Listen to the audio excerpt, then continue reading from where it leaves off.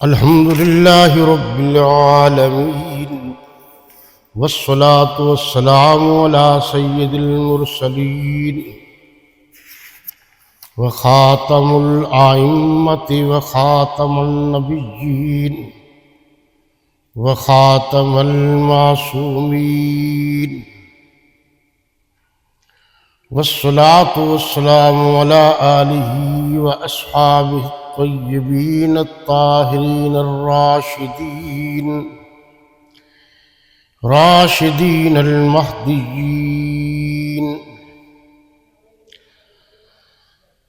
أما بعد فأعوذ بالله من الشيطان الرجيم. بسم الله الرحمن الرحيم. قل أعوذ برب الناس ملك الناس إله الناس من شر الوسواس الخناس الذي يوسوس في صدور الناس من الجنة والناس.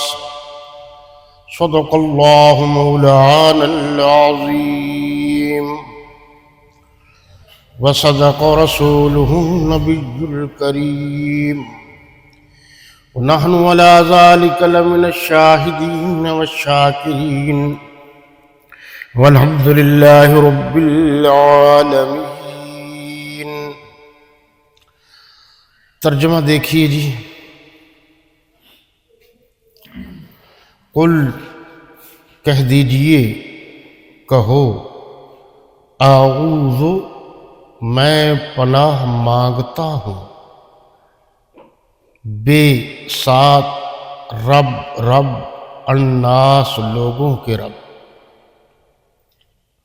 مالک بادشاہ الناس لوگ، الہ معبود الناس لوگ، من سے شر شیطان وساوس وسوسہ، خناس جو پیچھے ہٹ جاتا ہے، الذی وہ جو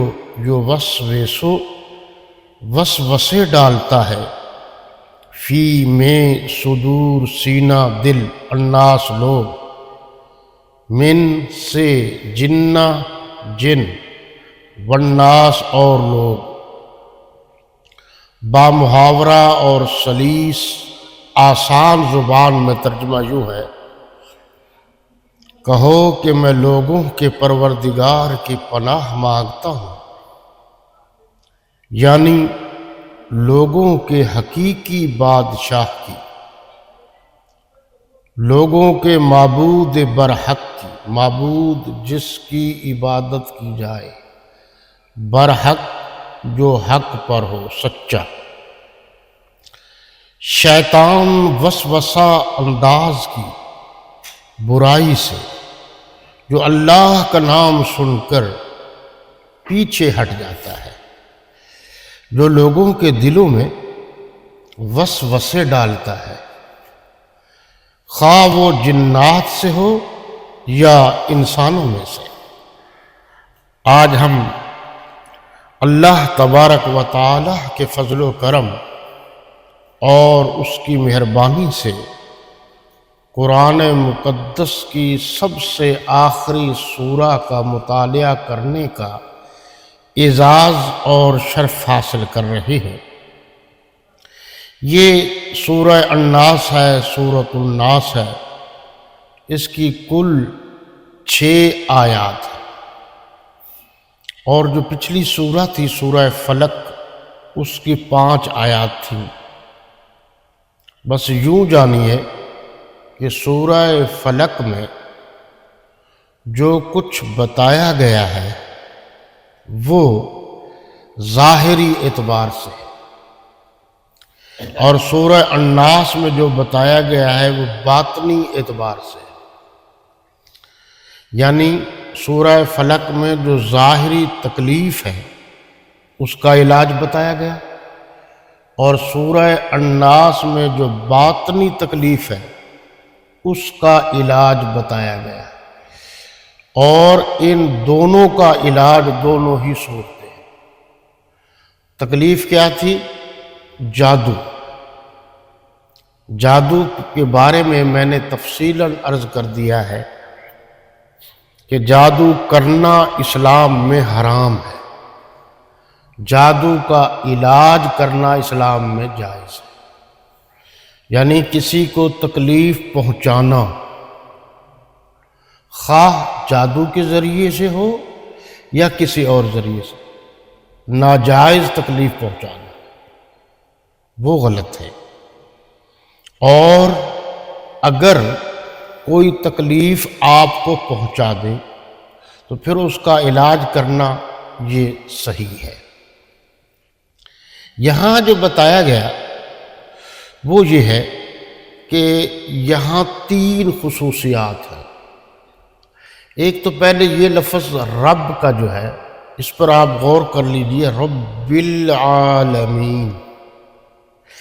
آپ ذرا کبھی غور کریں کہ قرآن مجید کا جو آغاز ہے وہ بسم اللہ سے ہوتا ہے، بے سے ہوتا ہے، اور آج جو انتہا ہم پڑھتے ہوئے کر رہے ہیں یہ سین پر ہے۔ آغاز بے سے ہے اور اختتام سین پر ہے، تو یہیں سے حضرت شیخ عبد القادر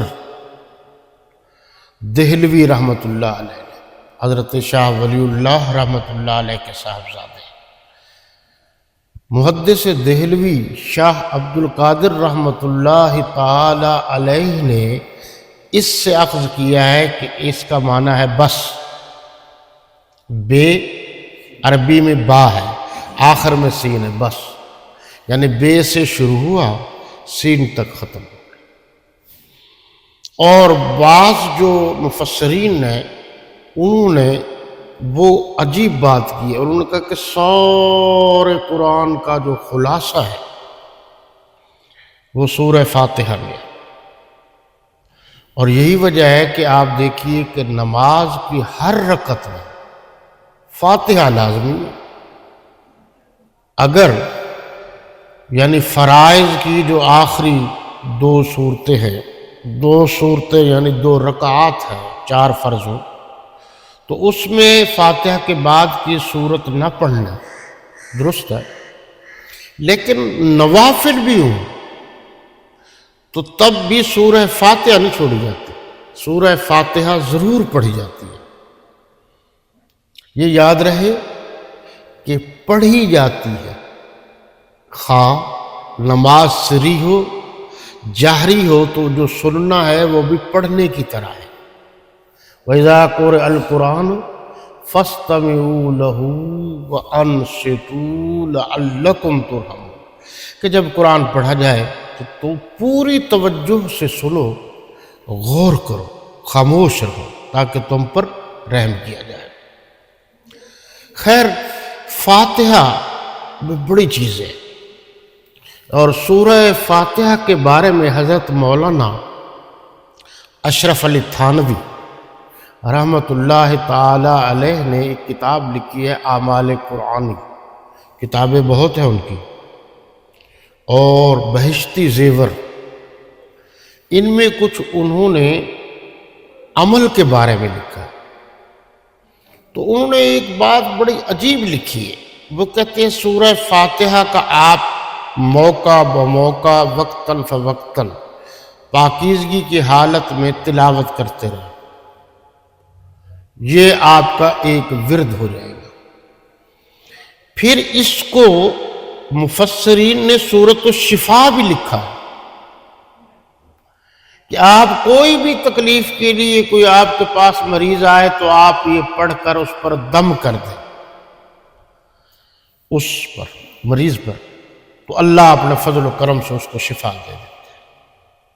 خاص کر یہ میں نے پڑھا تھا سر کا جو درد ہے اور آدھا درد بھی، اس کے لیے یہ پڑھا جائے تو بہت مفید ہے۔ تو ان کے پاس ایک خاتون آئی اور خاتون نے کہا جی میرا پرابلم یہ ہے کہ میں نے بڑی کوشش کی ہے اور یہ جو میرے سر کے بال ہیں یہ سیدھ جو ہے یہ سیدھی نہیں ہوتی، سیدھی نکلتی نہیں ہے، بالوں کے درمیان میں یہ سیدھ نکلتی نہیں ہے۔ تو انہوں نے کہا اچھا۔ انہوں نے 3 دفعہ یہ سورہ فاتحہ پڑھی اور پھونک مار دی، دم کر دیا، پھر کہا تو اب نکالو دوسری طرف رخ کر کے، منہ کر کے، اس نے نکالی، نکل گئی۔ بہرحال اس پورے قرآن کا خلاصہ سورہ فاتحہ ہے، سورہ فاتحہ کا خلاصہ بسم اللہ ہے، بسم اللہ کا خلاصہ بے میں، اور بسم اللہ سے ہی شروع ہوتی ہے بات، اور اس بسم اللہ کا معنی بھی یہی ہے، بسم شروع کرتا ہوں اللہ، اللہ کے نام سے۔ یہ جو بے ہے اس کا معنی ساتھ ہے، تو کہا گیا کہ بسم اللہ سے شروع ہوا ہے۔ اب یہ جو ہے بے رب العالمین، الحمدللہ رب العالمین،